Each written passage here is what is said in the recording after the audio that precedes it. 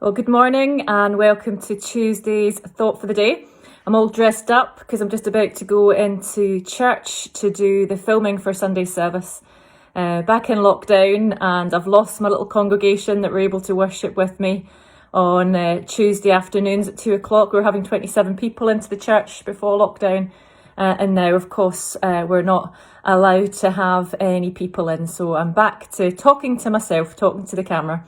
And I long for the day when that church is full again of all the family of faith together. But I hope you get comfort from today's message. We've been thinking a lot about hope.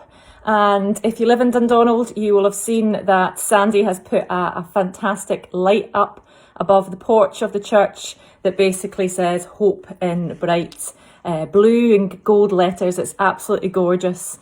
That word itself just expresses so much. Right now, we cannot give up hope. We know there will be a time when we are behind this pandemic, that the pandemic will be under control and we'll be back doing the things that we love and enjoy. But we have to remain hopeful.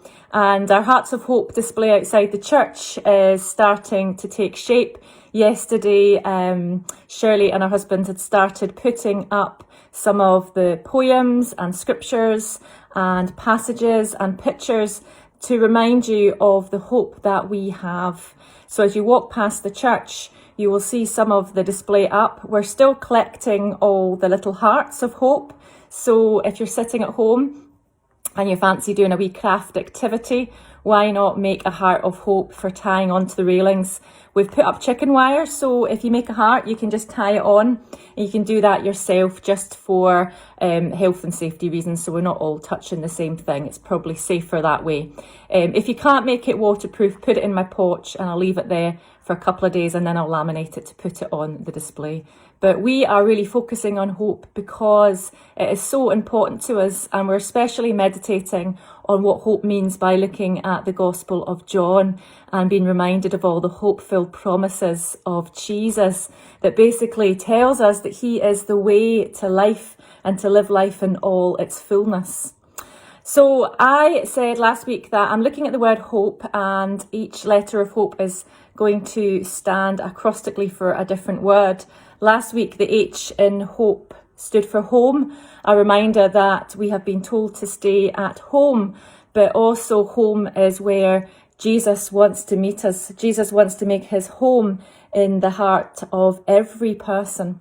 And when we do that, then we do see life through a different lens. And believe me, it's a lens that sees the world in a much brighter way and a more hope-filled way. So the O in hope today stands for obedience.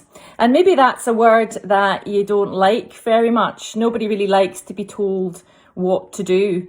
But in order to beat this virus, we need to be obedient to what we're being told to do. We've been told to stay inside unless we have to go out for exercise or for our messages. We've been told to wear a face mask. We've been told to socially distance. And we have to stay obedient, because if we're not staying obedient, then we won't get control over this virus and there isn't hope for anybody. And when I was thinking about the word obedience, why we don't like it is because we're very much an individualistic society. We kind of think a lot of the self and what is good for me and our independence. But in many countries around the world, they don't have this individual mentality. They always have a more of a group mentality. Instead of thinking what's right for me, they always think, well, what's right for the group?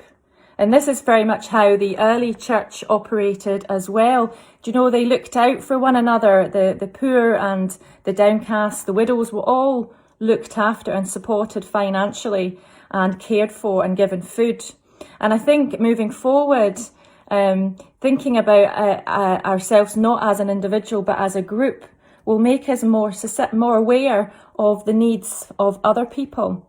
Maybe if we got the virus, we wouldn't be affected that much because we're young or we're fit or we're healthy. But actually nobody knows how the virus will affect each other.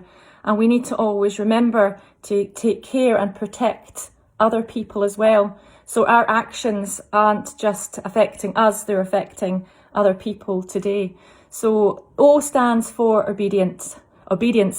and we need to remain obedient to the law, and we need to remain obedient so that we can keep other people safe and well. So we've all got a hope-filled future ahead of us. So why not join in with the Hearts of Hope? Put up a heart on the railings, or if you have your own message of hope that you want to share, you can laminate that and tie that on as well. But stay safe, folks, and please do tune in to the Sunday worship, because we're thinking about hope every week through the Gospel of John. So stay safe and God bless.